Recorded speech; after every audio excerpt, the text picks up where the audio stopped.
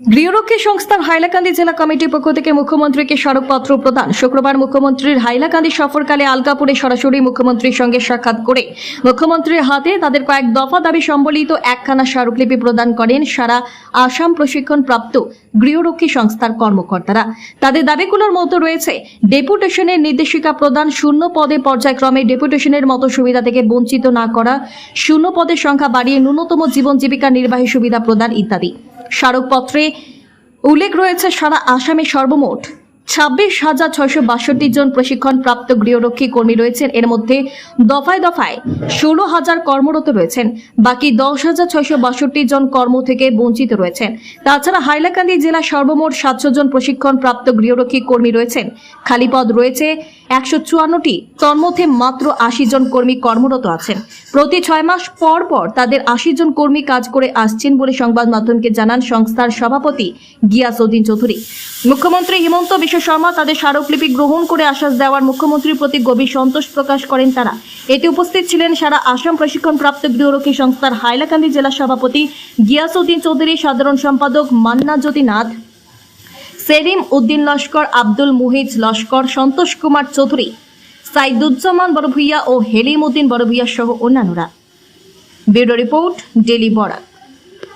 আমার হাইলাকান্দি ডিস্ট্রিক্টর আমি দুটো অসম প্রশিক্ষণপ্রাপ্ত গৃহরক্ষী সংস্থার প্রেসিডেন্ট গিয়াসউদ্দিন চৌধুৰী, লগতে আছে আমাৰ সেক্ৰেটাৰী মান্নাজ্যোতি নাথ। আমাৰ লগত দুটা সংস্থা একেলগত হৈ কিনি আজি আমাৰ হাইলাকান্দি ডিস্ট্ৰিক্টত CM ছাৰ আহিছিলোঁ।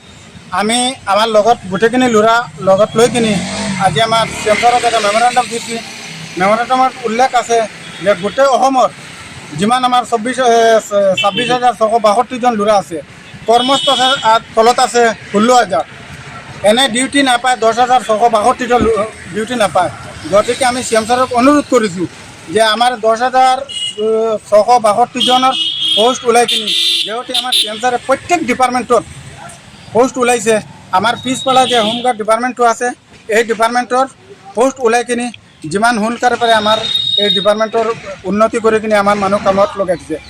গতিকে আমাৰ ল'ৰা ছোৱালীখিনি বহুত দিগদাৰ হৈছে, স্কুলত পঢ়া শুনা দিগদাৰ হৈছে। আমাৰ দুখীয়া মানুহ আজি আমাৰ ৰাজ পোছাক লৈ কিনি ডিউটি কৰি কিনি 6 মাহ পিছত আমাৰ উদ্ধ হৈ যায়, পিছত আমাৰ বেলেগ হাজিৰা কামত যাব লাগে। সেইটো কাৰণে আমাৰ লাজৰ কথা হয়। আৰু CM ছাৰ যেহেতু গৃহ বিভাগ CM ছাৰৰ হাতত আছে, গতিকে আমি আশাবাদী আজি CM ছাৰে আমাক বহুত হেৰি দিছে, আশা দিছে। গতিকে আমি CM ছাৰক ধন্যবাদ জনাইছোঁ, আমাৰ এই কামটো যিমান সোনকালে পাৰে কৰি দিব। কি কৈছে? CM ছাৰে কৈছে আমাৰ কামটো আজি মেমৰেণ্ডাম দিয়াৰ পিছত CM ছাৰক আমাক সুধিছোঁ, CM ছাৰে কৈছে কামটো কৰি দিব আমাক। আজি আপুনি ডিউটিত আছে নেকি? না আজি না, আমালোকে বৰ্তমান হেৰি আছে আৰু ডিউটি 6 মাহৰ পিছত আমাৰ হেৰি ৰাখে না, 6 মাহ পিছত উদ্যোগ কৰি দিয়ে। কিমান দিনৰ পৰা আপুনি চাকৰি কৰি আহিছে? আমাৰ লগতো এতিয়া 6 মাহ পিছত হেৰি হৈ যায়। 6 মাহ পিছত 3 বছৰ 4 বছৰ পিছত ডিউটি নাপাওঁ। কেলে ডিউটি পোষ্ট কম, মানুহ বেছি। আমাৰ হাইলাকান্দি ডিষ্ট্ৰিক্টত 155 জন পোষ্ট আছে। অফিচৰ পৰা 80 জন হেৰি কৰে,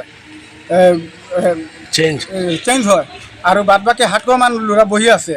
পোষ্ট নাই, গতিকে মানুহ এনে বেকাৰ ঘৰত বহি আছে। সেইটো কাৰণে বেলেগ কামত যাব লাগিছে। সেইটো কাৰণে আমি SP CM ছাৰক আমি অনুৰোধ কৰিছোঁ, আমাৰ পোষ্ট ওলাই কিনি ৰেলৱে ডিপাৰ্টমেণ্ট আছে, হস্পিটেল আছে, এইবিলাকত দিব পাৰে।